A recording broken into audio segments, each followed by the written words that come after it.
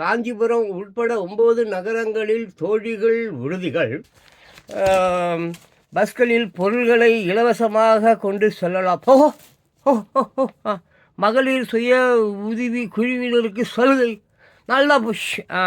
முதலமைச்சர் ஸ்டாலின் அறிவிப்பு. நல்லா இருங்க தலைவரே, நல்லா இருங்க.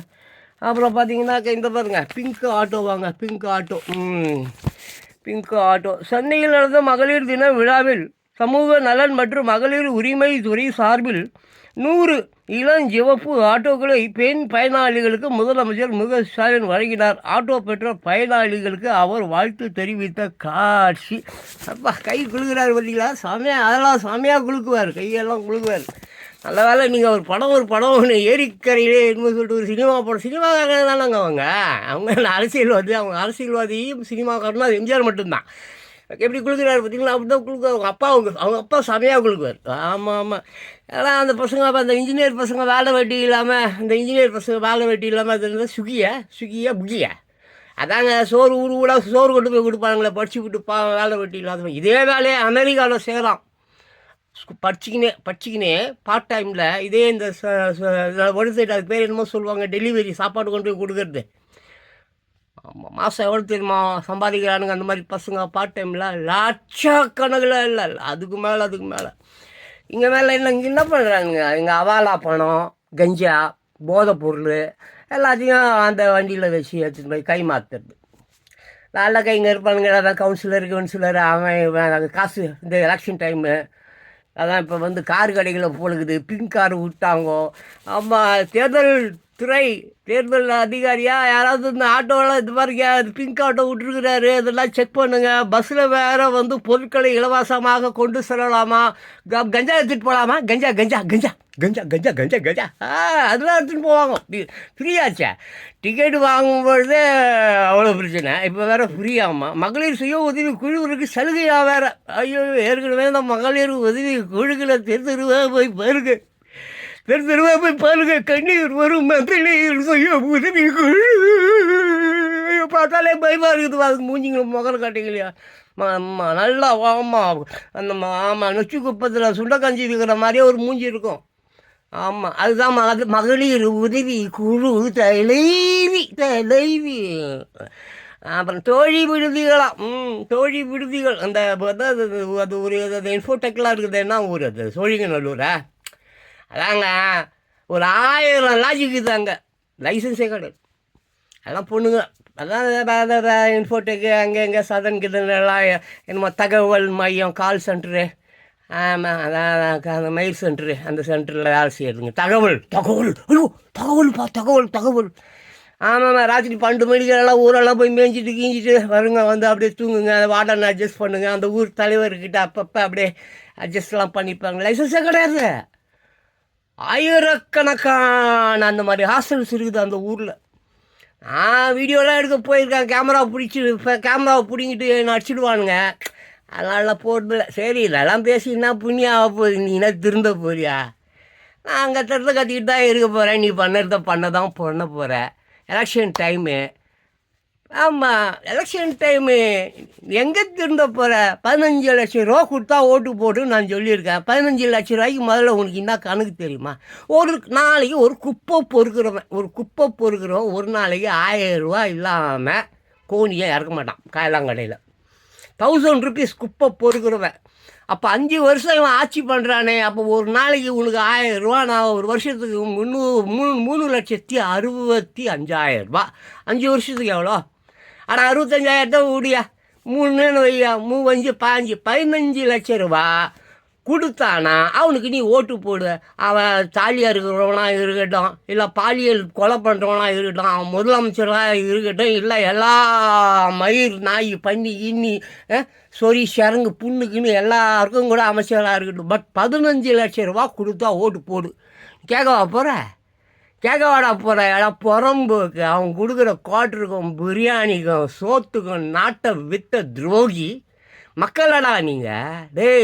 மக்களடா நீங்கள் பண்ண பாவத்துக்கு தாண்டா 2020 எப்போ இப்போ டிசம்பர்லேயே அழிய வேண்டியது. இது இப்போ 2 மாதம் 3 மாதம் தள்ளி வந்துன்னுக்குது. அநேகமாக எலெக்ஷனுக்கு முன்னால் இந்த உலகம் அழிஞ்சிடும்னு நினைக்கிறேன். பார்ப்போம். என்னுடைய எதிர்பார்ப்பு, என்னுடைய பெயர், ஏடா திருட்டு பசங்க நீங்கள்லாம் கோயிலில் போய் ஊதுவத்தியும் தேங்காயும் ஒடிச்சிட்டு வேண்டுறீங்க. நீங்கள் வேண்டுறதெல்லாம் நடக்குது.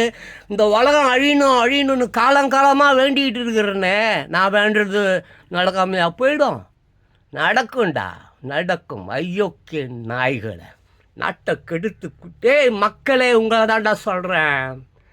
அன்று மன்னன் எவ்வழி அப்படி மக்கள் வழி. எப்போ அந்த காலத்தில் மன்னன் எப்படியோ அப்படி தான் மக்கள் இருந்தான். இன்றைக்கி மக்கள் எப்படி இருக்கிறானோ அதுக்கேற்ற மாதிரி மாட்டான். நல்லா திருட்டு பசையாடா ஒரு ஊர் நாட்டையே தனக்கு சொந்தமாக வச்சுன்னு இருக்கிறான். உன் பிள்ளைங்க பிச்சை எடுக்குது ரோட்டில். மானம் வெக்கம் சூடு சொரணை ஒரு மயிரும் கிடையாது. தினம் திட்டுற, அசிங்கமாக திட்டுற. அது சரி, அது சரி. கழுவி எவ்வளோ ஊற்றினாலும் நம்ம கோட்டரை வாங்கி கோட்டரை வாங்கி குடிக்கிற ஈன பிறவிகள் தானே நீங்கள். ரைட்டு போங்க. சரி, ஏதாவது மானம் சூடு சொரண ஒரு நல்ல அப்பனுக்கு பிறந்த மாதிரி, என்ன மாதிரி ஒரு நல்ல அப்பனுக்கு பிறந்தா பிறந்தா ஆத்தால விட்டுரு. ஆமாம், அப்பம் 10 நாள் இல்லை, ஒரு மாதம் ஊரில் இல்லைன்னா அது நய போயிடும். அதனால் ஆத்தால விட்டுரு. அப்பந்தான் விற்று, அப்பந்தான் சொத்து, அப்பந்தான் அழகு, அப்பந்தான் எல்லாம். இந்த மாதிரி ஒரு நல்ல அப்பனுக்கு பிறந்துண்டா எவனுக்கும் ஓட்டு போடாத. அப்படி ஓட்டு போடணுன்னு உனக்கு விதி இருந்தால் 15 லட்சம் ரூபா வாங்கின்னு ஓட்டு போடு. டேய், இன்றைக்கி செத்தாலும் சாவுதான். 10 வருஷம் பத்தாலும் 10 வருஷம் பொறுத்து செத்தாலும் சாவறதா. நீ ஒன்றும் வாழறதுக்காக பிறக்கிறடா, சாவறதுக்கு தான் பிறந்திருக்க. புரியுதா? அதனால் இன்றைக்கே சாவுடா, தப்பில்லை. ஆனால் சுயமரியாதை, மானம், சூடு சொரணை, வெக்கம் அதெல்லாம் இழந்து போய் சாவாதடா. டே மக்களே, உங்களை தாண்டா கேட்குறேன். மதிக்கட்ட மக்களே, அறிவு கட்ட மக்களே, படிக்காத மக்களே, கொஞ்சமாவது திருந்துங்கடா. டே பாவடா உங்கள் குழந்தைங்கள யோசிச்சு பாருங்கடா. டே அதுங்க படிப்பு இல்லை, வேலை இல்லை. ஆட்டோவை கொடுக்குறாராம், அதை கொடுக்குறாராம், ஃபேனை கொடுக்குறாராம், மிக்சியை கொடுக்குறாராம். டே உங்களுக்கு அறிவை கொடுக்கலடா. உங்களுக்கு அறிவை கொடுக்கல. உங்களை அடிமை ஆக்கிறதுக்காக மேலும் மேலும் மேலும் மேலும் நீங்கள் படிக்கக்கூடாது, புத்தி வரக்கூடாது, எந்த மயிறு உங்களுக்கு வரக்கூடாதுன்றதுக்காக இந்த சமுதாயம், இந்த நாடு, இந்த மக்கள் எல்லாம் சாமி கீமி மயிறு பூசாரி ஈசாரி ஜோசியம் கீசியம் எல்லாருமே உன் தாலியாக இருக்கிறான்டா. உன் பொண்டாட்டி தாலியாக இருக்கிறான்டா. உன் பிள்ளைங்கள பாவண்டா. 4 வயசு 8 வயசு 7 வயசு பார்ப்பாங்க, பொட்டா பார்ப்பாங்க. 6 பேர் 7 பேர் 10 பேர் சேர்ந்து கெடுக்கிறான்டா. கெடுத்துட்டு அதோட விட்றானடா. அதையும் போய் கொளுத்தி போடுறான்டா. ஏண்டா இது எல்லாருக்குமே தெரியுதேடா. தெருவில் 100 நடுகுதுடா. பத்திரிக்கையில் 10 தாண்டா வரும். பத்திரிக்கையில் 10 தாண்டா வரும். ப்ரைம் மீடியாவில் அந்த மீடியாவில் அந்த டிவியிலலாம் போட மாட்டான்டா. அவன் 20 டிவி சேனல் வச்சுன்னுக்கிறான் சீரியல் பார்க்குறதுக்காக.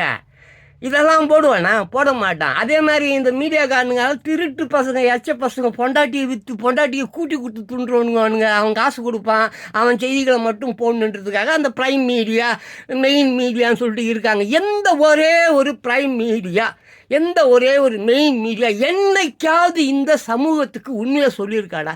என்னைக்காவது இந்த மாதிரி பேப்பர்கள் உண்மையை சொல்லியிருக்கா? சொல்லுடா. டே இவன் பேப்பர் ஏடா இது 8 பக்கம் இருக்குது.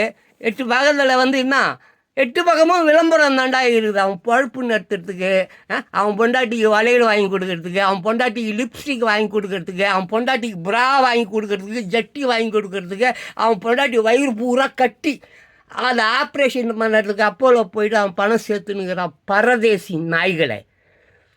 உன் பிள்ளைங்களை நினச்சிப்பாரா? கருமாந்திரம் பிடிச்சவனை அது உன்னை பெற்றுக்கோன்னு சொல்லிச்சா?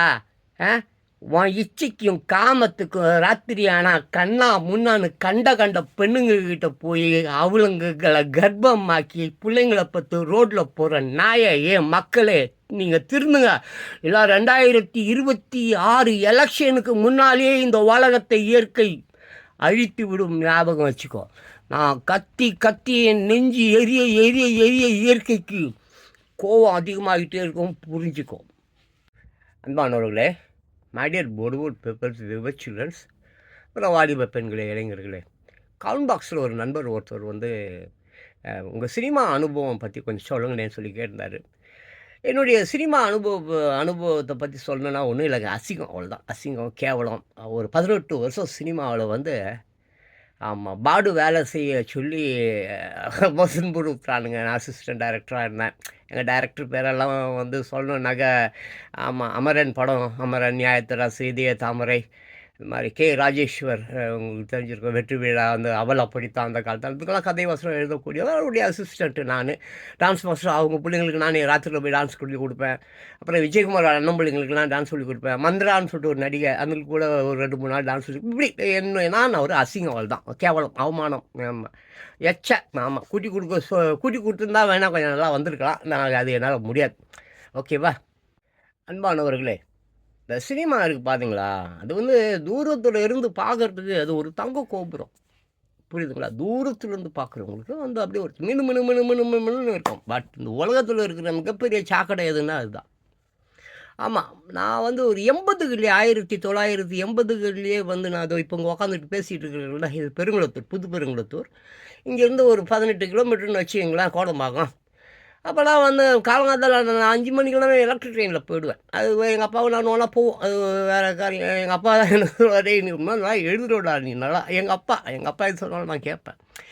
எங்க எழுத வரும். அப்போவே நான் நிறைய எழுதி ஓட்டுவேன். ட்ரெயின்லாம் ஓட்டிருக்கேன். நான் என்ன சொல்ல வரேன்னா, ஒரு ஆமாம் 40 வருடங்களுக்கு முன்னாடியே அந்த ஏவிஎம் ஸ்டுடியோ ஒன்று சுற்றும் தெரியுமா, ஏவிஎம்னு. அது எதிர்க்கு கேம்பஸ் ஹோட்டல் ஒன்று இருக்குது. அங்கே ஒரு குப்பை தொட்டி இருக்குது. அந்த குப்பை தொட்டியிலேருந்து தான் அதில் பசிக்கு நான் சோறு எடுத்து சாப்பிடுவேன். புரியுதா? புரிஞ்சுக்கிட்டீங்களா?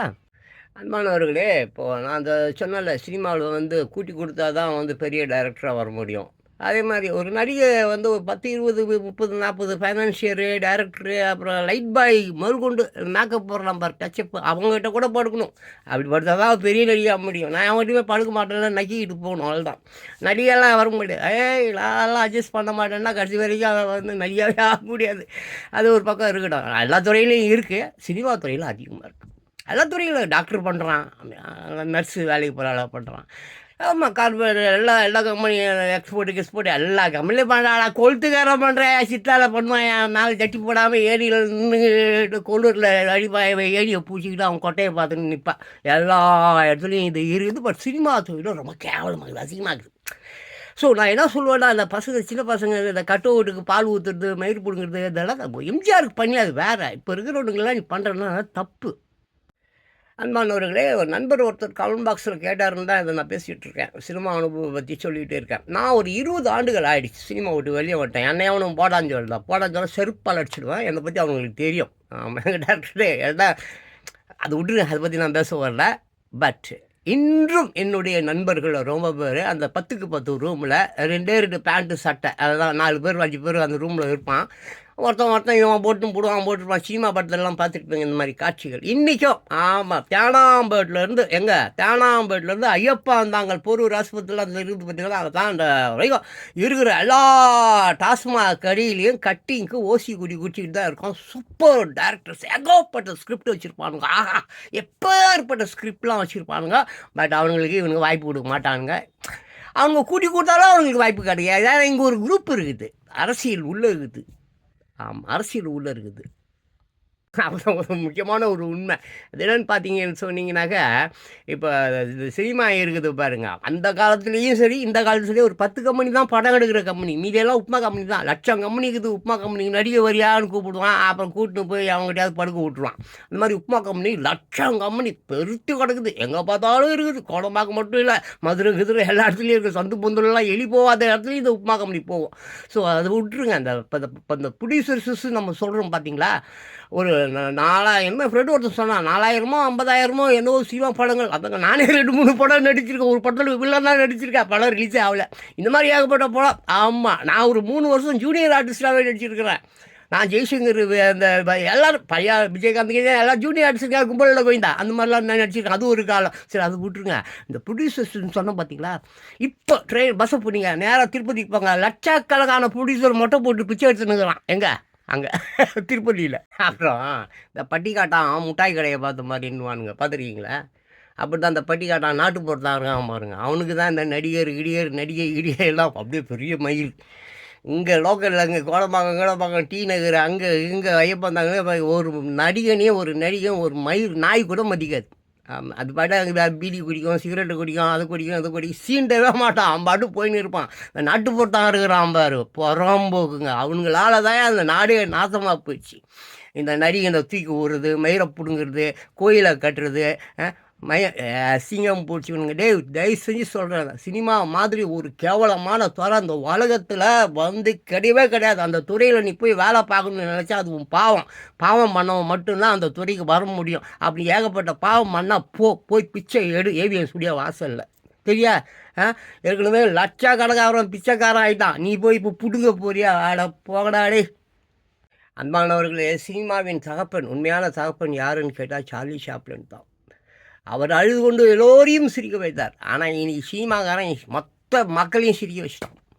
சினிமாவில் இருக்கிற குப்பையெல்லாம் அள்ளணுன்னா அமெரிக்காவுக்கு தான் டெண்டர் கொடுக்கணும். ஏன்னா அவங்கக்கிட்ட தான் அந்த மாதிரி மிஷின்ஸ் எல்லாம் பெரிய பெரிய ட்ரக்லாம் இருக்குது. ஆமாம், குறைஞ்சது ஒரு கோடி கோடி கோடி கோடி கோடி டன்னான குப்பைகள், சினிமா குப்பைகள் இருக்குது. அவ்வளோதையும் அள்ளி அந்த கழிவுகளை அள்ளி கொண்டு போய் எந்த கடலில் போடுறது, இல்லை எங்கே குழியை தோண்டி போதைக்கிறது. அவ்வளோ கேவலம். அதனால் தயவு செஞ்சு வாலிப பெண்களே சினிமா துறைக்கு வராதிங்க. வேணா அந்த ரீல் போடுறது நல்லா இருக்குது, பார்க்குறேன். ரீல்ஸு ஷார்ட்ஸ் எல்லாம் செம்மையாக ஆடுறீங்க. ஜான்பாஸ்கோ மாதிரி அப்படி தான் ஆடணும், அப்படி தான் ஜாலியாக இருக்குது. பார், நேற்று செத்து போச்சு, நாளைக்கு ஒரு மயிரும் கிடையாது. அரசியல்வாதி உன்னை ஏமாற்றி வாழ்ந்துன்னுக்கிறான். டான்ஸ் போடு, சாப்பிடு, வேலைக்கு போ, நல்லா படி. முக்கியமாக கமெண்ட் பாக்ஸில் ஒருத்தர் சினிமா அனுபவம் பற்றி என்கிட்ட கேட்டார். அவருக்காக தான் நான் இந்த வீடியோலாம் போட்டேன். அப்புறம் பார்த்தீங்கன்னாக்கா பெரிய அதிசயம் என்னன்னாக்கா, என் வீடியோ 4 பேர் கூட பார்க்க மாட்டாங்க. நேற்று 12,000 வியூஸ் இருக்குதுங்கப்பா. 12,000 வியூஸ். நான் எப்போவுமே வியூஸ்க்காக வீடியோ போடுற ஆள் கிடையாது. கருத்து சொல்லணும் மக்களுக்கு. நம்மளால் ஏதோ ஒன்று ஒரு விஷயம் புரியறதுக்கு வாய்ப்பு இருக்குது இல்லையா? எங்கேயோ ஒருத்தர் பார்த்தா கூட நமக்கு சந்தோஷம் தான். அந்த மாதிரி எல்லோரும் கருத்து சொல்லுங்கள். உலகத்தில் இருக்கிற எல்லோரும் கருத்து சொல்லலாம். ஆமாம், இது மக்களாட்சி. ஆனால் இங்கே மக்களாட்சின்றதுக்கு கொஞ்சம் கூட இது இல்லை. எங்கள் ஒரு அதே அடிமை ஆட்சி தான் போயின்னுக்குது. அதனால் தயவு செஞ்சு படிங்க. தயவு செஞ்சு 15 லட்ச ரூபா கொடுத்தா மட்டும் ஓட்டு போடுங்க. இல்லை எவனுக்கும் ஓட்டு போடாதீங்க. அரசியல்வாதிகளை இந்த ஊரை விட்டு உலகத்தை விட்டு தொறுத்துங்க. அப்போ தான் உங்கள் குழந்தைங்க நல்லா படிக்க முடியும், நல்ல அறிவோடு வர முடியும். ஒரு நல்ல டாக்டரோ வக்கீலோ நல்லா படிச்சு நல்ல வேலைக்கு போக முடியும். அரசியல்வாதிகளை இந்த உலகத்தை விட்டு விரட்டுங்கள். அப்புறம் உண்மையானவர்களே இல்லை உண்மையே இல்லாதவர்களே, அன்பானவர்களே, ஒன்று தெரிஞ்சுங்க. சினிமாவில் வந்து உண்மையான ஹீரோயின் யார் தெரியுமா? இந்த லைட் பாய்ஸ் பார்த்துருக்கீங்களா? இந்த லைட்டெல்லாம் ஜூனியர் சீனியரெல்லாம் தூக்கின்னு மலை கீழேன்னு போவாங்க, ஏறி போயின்னே இருப்பான் ராத்திரியில். ஆமாம், பாம்பு, அட்டைப்பூச்சி, நம்மளாம் பாவம் கடிக்கும். அதே மாதிரி அந்த ப்ரொடக்ஷன் சொல்லுவாங்க, அந்த சாப்பாடு டீலாம் கொடுப்பாங்க தெரியுமா? அந்த பாத்திரம்லாம் கழுவுவாங்களே, அந்த பெண்கள், அந்த ப்ரொடக்ஷன் டிபார்ட்மெண்ட்டில் இருக்கிற அந்த பெண்கள், அந்த ஆண்கள், அப்புறம் அந்த லைட் பாய்ஸ் நம்ம சொல்கிறோம் பாருங்கள், இவங்க இல்லைன்னா சினிமாவே இல்லை. சினிமாவே ஒரு மயிரும் கிடையாது. அவங்க தான் உண்மையான ஹீரோஸ். யார்? அந்த லைட் பாய்ஸ். அப்புறம் அந்த ப்ரொடக்ஷன் சோறு டீலாம் கொடுப்பாங்க பாரு, அவங்க இல்லைன்னா சினிமாவே கிடையாது. அவங்க தான் உண்மையான ஹீரோயின். மறந்துடாதீங்க. தேர்வு அறையில் கேள்வித்தாளில் எதுவும் எழுதக்கூடாது. நான் விடைத்தாளிலேயே எதுவும் எழுத மாட்டேன், போவியா? பெற்றவங்க கூட நம்ம பிறந்த நாளை மறக்கலாம், ஆனால் மார்க் எப்பவும் மறக்க மாட்டார். முகநூல் பயன்பாட்டாளர்கள். நடைப்பயிற்சி போகிறது எளிதாக தான் இருக்குது, ஆனால் காலை எழுந்துக்கிறது தான் கஷ்டமாக இருக்குது. முகூர்த்த நாளுக்கு முந்தைய நாட்களில் அதிகமாக விற்பனையாகும் பொருட்களில் ஹேர் டையும் ஒன்று. பொது தேர்வு எழுதப் போகும் அனைத்து மாணவ மாணவிகளுக்கும் இனிய வாழ்த்துக்கள். பயமில்லாமல் எழுதுங்க.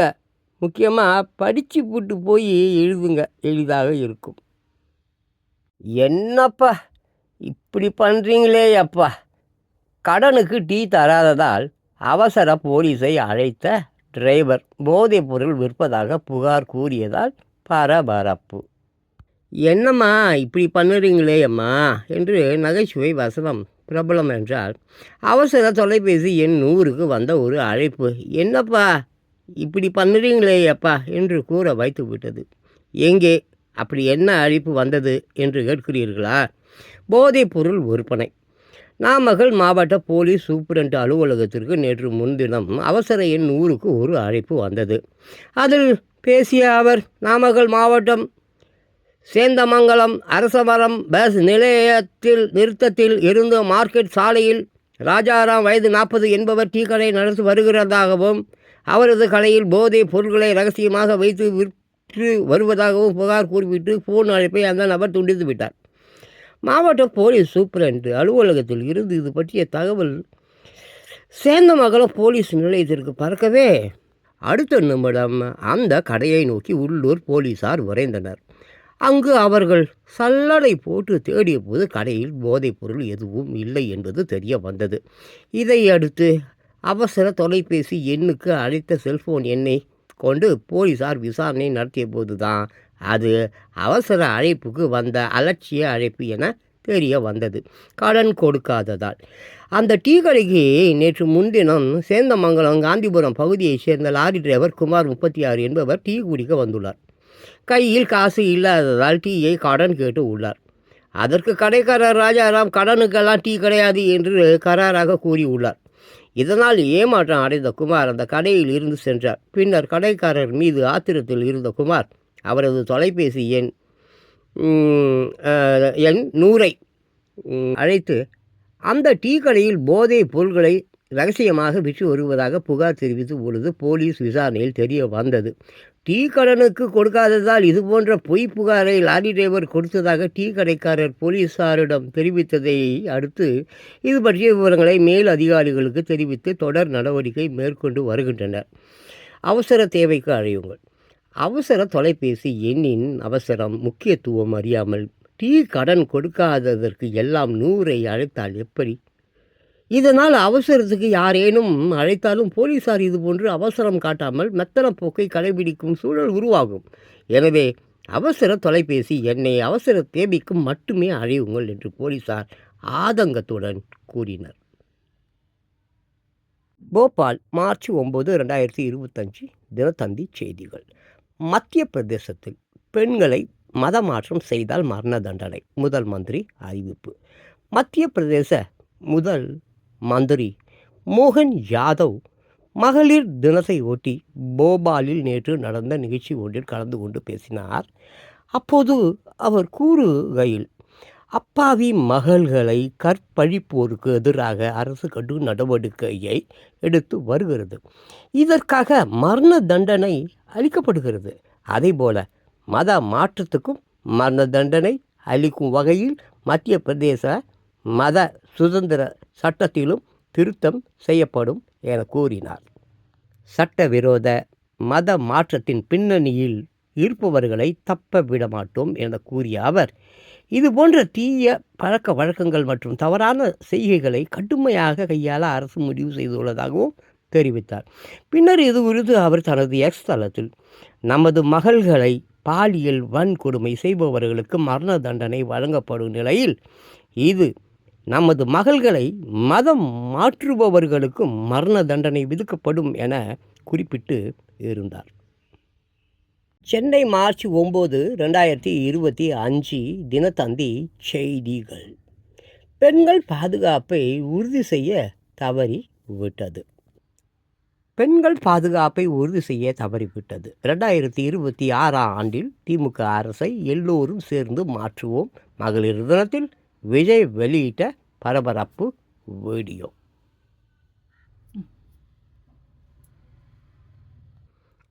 பெண்கள் பாதுகாப்பை உறுதி செய்ய தவறிய திமுக அரசை நாம் எல்லோரும் சேர்ந்து மாற்றுவோம் என்று மகளிர் தின வாழ்த்து வீடியோவில் விஜய் கூறியுள்ளார். ஏமாற்றுகிறார்கள். மகளிர் தினத்தை ஒட்டி தமிழக வெற்றிக் கழக தலைவர் விஜய் நேற்று வீடியோ ஒன்றை சமூக வலைதளத்தில் வெளியிட்டார். அதில் அவர் பேசியிருப்பதாவது, எல்லோருக்கும் வணக்கம்.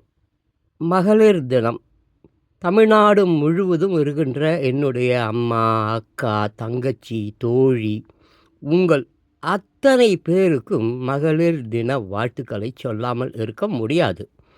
அனைவருக்கும் எனது மகளிர் தின வாழ்த்துக்கள். சந்தோஷம்தானே?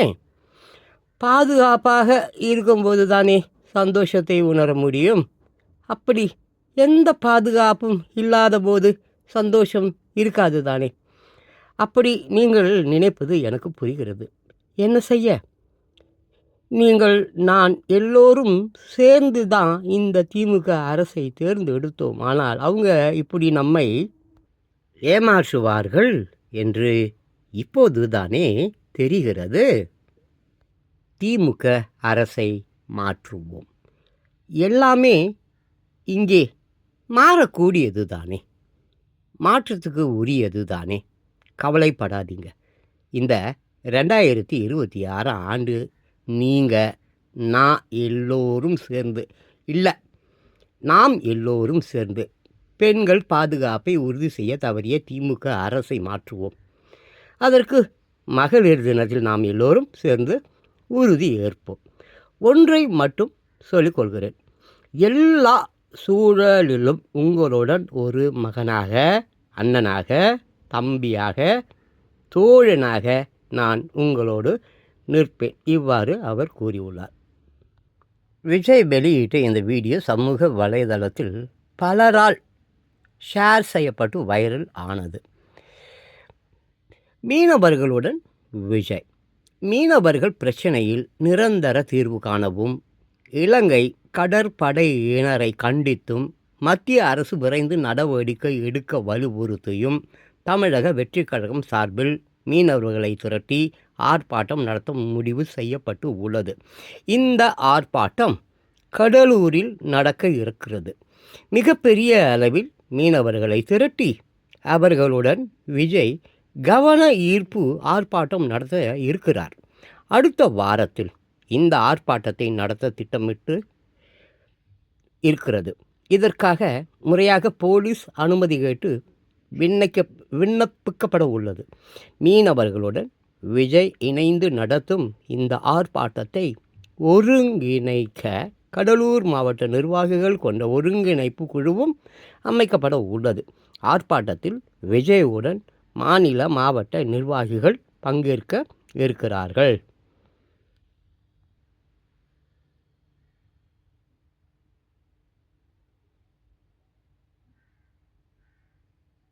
இந்தி தெரியாததால் எனக்கு எந்த சிரமமும் ஏற்படவில்லை. கனிமொழி பேச்சு. ஓகே மேடம், ஒரு சின்ன ரிக்வஸ்ட்டு. திகார் ஜெயிலில் இருந்தீங்களே, அப்போ என்ன மொழியில் மேடம் பேசுனீங்க? தமிழா, இங்கிலீஷா, இல்லை கிளி பாஷை இல்லையா, இல்லை குயில் பாஷை இல்லையா? சொல்லுங்கள். இந்தியில் தான் பேசியிருக்க மாட்டீங்கன்னு தெரிஞ்சு போச்சு. இல்லை பேசி கூட இருக்கலாம். இல்லை உங்கள் பேர்லேயே இருக்குது கனிமொழி. கனிகள் என்றால் பழங்கள். பழங்களின் மொழிகளில் பேசினீர்களோ திகார் ஜெயிலில்? என்ன பழம் மொழியில் மேடம் பேசுகிறீங்க? ஆப்பிள் பழம், அப்புறம் வாழைப்பழம், அப்புறம் எந்த மொழியில் பேசினீர்கள்? மழலை மொழியில் பேசினீர்களா? எந்த மொழியில் மேடம் பேசுனீங்க? சொல்லுங்கள் மேடம். தெரியல, ப்ளீஸ் மேடம் சொல்லுங்கள் மேடம். குத்துங்க எஜமான், குத்துங்க எஜமான், ப்ளீஸ் மேடம் சொல்லுங்கள். எந்த மொழியில் பேசுனீங்க? ஹாய், என்ன சொல்லுதா? தெரியல. ஐயோ என்னப்பா, சாரி. உனக்கு தான் தமிழை படிக்க தெரியாதா? இது 30 நாட்களில் இந்தி பாஷை. முந்தானத்து தான் சந்தையில் வாங்கிட்டு வந்தேன். பழவரம் சந்தையில் 30 ரூபா கேட்டாங்க. 10 ரூபா தான். 10 ரூபாய்க்கு மேலே அடைச்சி எடுத்துன்னு போன்ட்டான். வாங்கிட்டு வந்துட்டேன். படிக்க முயற்சி பண்ணின்னு இருக்கிறேன். ஏன்னாப்பா தமிழ்நாடு பூரா எங்கே போதாலும் இந்திக்காரம்பா. Bus stand, railway station, airport அங்கே இங்கே கக்கூசு ஹோட்டல் கிட்ட. ஆமாம், வானத்தில் இருக்கிற நட்சத்திரங்களை எண்ணிடலாம். தமிழ்நாட்டில் இருக்கிற இந்திக்காரனுங்களை எண்ண முடியலப்பா. டீ வேணும், அது வேணும், இது வேணும், எல்லாம் ஹிந்தியில் பேசுகிறேன். அதுக்கு தான் போய் ஹிந்தி புஸ்தகம் வாங்கிட்டு வந்துட்டேன். நான் படித்து தேறிடுவேன். நீ தெரிவியா? முதல்ல போய் தமிழ் அப்படின்னா டேய் போடா, எனக்கு தமிழ் படிக்க தெரியும். தமிழ் மூலமாக அப்படியே படிப்பேன். நீங்கள் எங்கேருந்து வரீங்க? மதராஸ் மே அரஹும். நான் மதராஸ்லேருந்து வந்திருக்கேன்.